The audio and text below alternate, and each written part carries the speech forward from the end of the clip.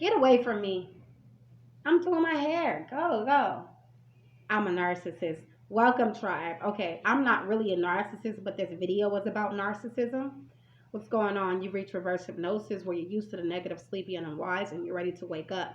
Now, we have to talk about narcissism because I have talked to a narcissist before, and it's nothing good. It's nothing pretty, and I know I'm not the only one. I'm feeding my baby right now.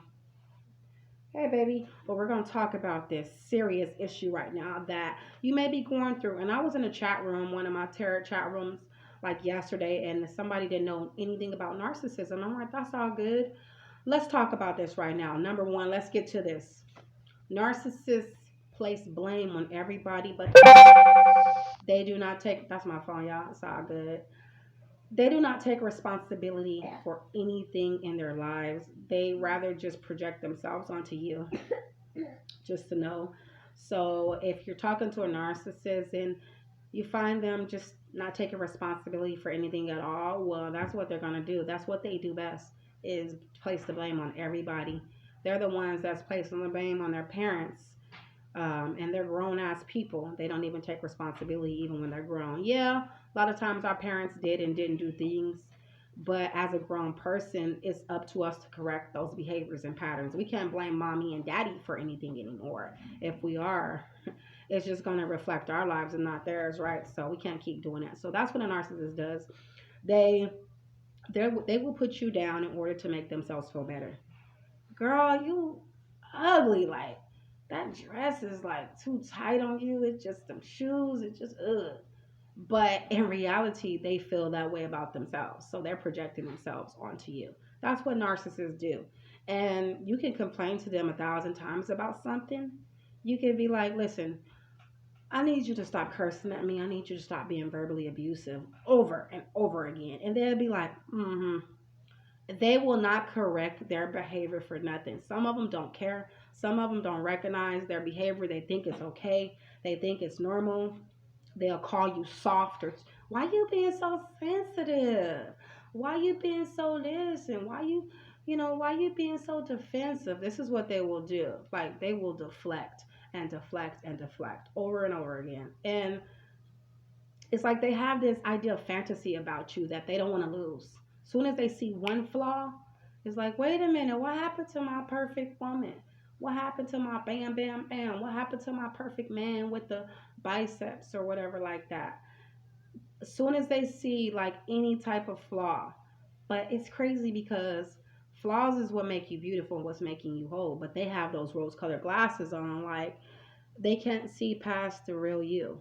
It's like they want you to be somebody that you're not, right? Anyways, it's like they're in their ego.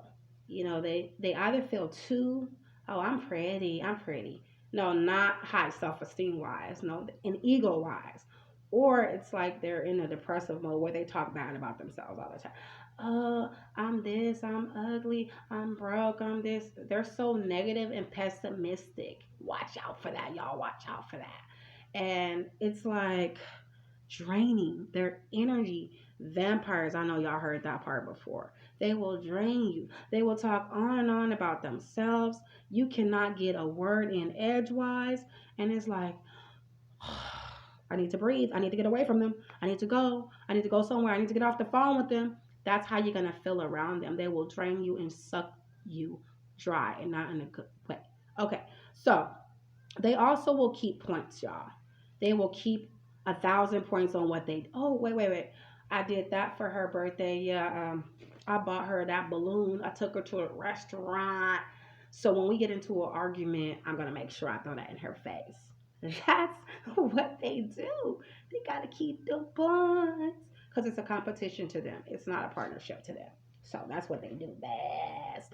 And they trip off little things, petty things like, okay, so why you leave that lettuce on the counter though? Like, do you see that lettuce on the counter though?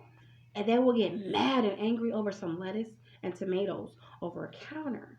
And it won't be just a little anger. It'll be like, it will trigger something in them from the past. Okay? It will be a big trigger, some lettuce on the counter though. And you'll be like, Did this dude just trip off some lettuce on the counter though? And a lot of the problems came from their childhood, y'all. They were trying to get love from their parents. Maybe they didn't get love from their parents. It's just it's a deep issue, by the way. And see, you're triggering these insecurities with them, and they don't like it. They don't like anybody to trigger any type of insecurities or doubts or anything in them because it will force them to grow, and they're so afraid of growth. Like, you need conflict to grow. Not a lot, but you need it. You need to bump up against people to grow. That's what you're there for, but they look at it as an attack. They're looking at it at the wrong angle, y'all.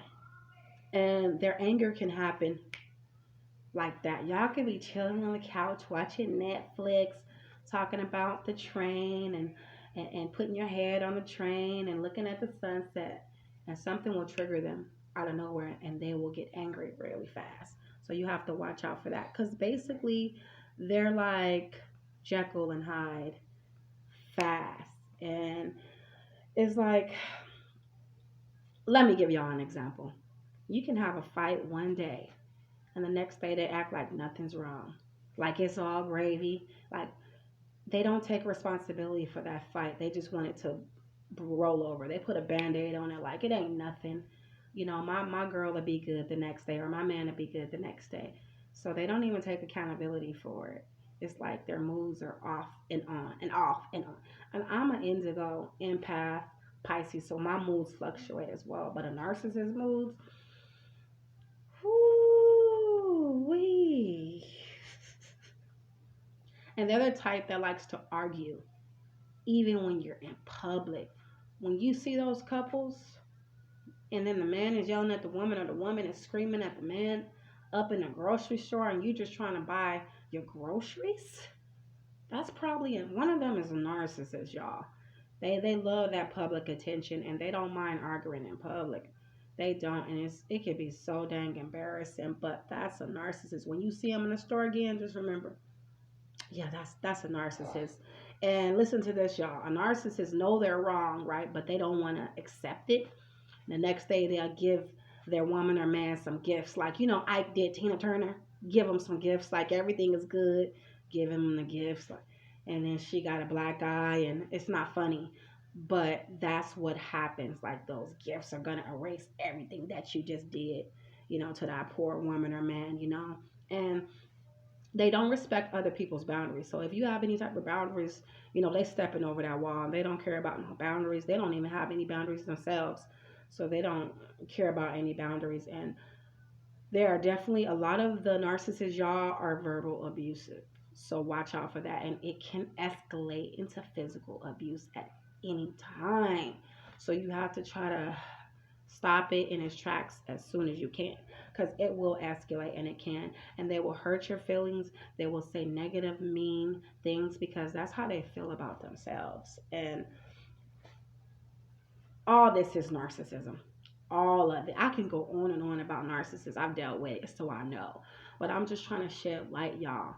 You do not have to deal with a narcissist, but if you are with the narcissist, help build up their self-esteem. Help them do that. They need to build up their self-esteem. It's called self-esteem for a damn reason. That's what Cat Williams said, yeah. But help them build it up right away. And you need to build up yours, because after being with a narcissist, I'm sure your self-esteem might be deflated. It might be done. You in pain. You might need to heal so much stuff right now too. So both of y'all need to heal y'all self-esteem right now and build up those walls and those boundaries. You need boundaries with this person. You need a lot of counseling, and not just from a therapist, but higher being counseling from God. If you don't call to God, whoever you call to, your ancestors, yeah, you start having them help you. Like, ancestors, I need some serious help. And we off topic, but let me tell you, when you are a narcissist and when you're coming from the ego and all these negative thoughts and feelings that you have for your partner or for your family or friends, the devil is getting your ass in your relationships, wreaking havoc on your relationships, causing problems in your relationships, and you might not even know it, because that type of attitude, and when you're coming from the ego, the devil is like basically giving the devil an invitation into your relationships, y'all. So I want you to remember that. Those petty arguments and things as well, a lot of times that is manipulation from devilish spirits. continuing to want to mess up your relationships, continuing to want to see you do bad. And addictions play a big part in narcissism as well, or the person that's with the narcissist. So the devil wants you to be addicted to substance abuse. The devil wants you to be addicted to food and addicted to rage and anger and going from Jekyll and Hyde. So it's a lot of prayer that needs to be done into this relationship, a lot of healing, mental healing, because the devil likes addictions and likes pain and suffering and arguing and petty things. The more you're diving into these type of relationships and you don't heal them, the devil will stay into your relationship. So just remember, y'all feeding off of that negative energy, and you don't want to do that. And just ask yourself, is this narcissist worth it? If they're not worth it, it's best to just do yourself a favor. Now heal, be celibate until that right one comes along. Do self love. All the women independent, and the man too. Do that for yourself right now until that right person comes along that knows your worth. But if this narcissist is worth it, then just do a lot of healing, y'all. And I know prayer and calling to a higher being can do wonders and make miracles happen in your relationship. But don't wait until it's too late.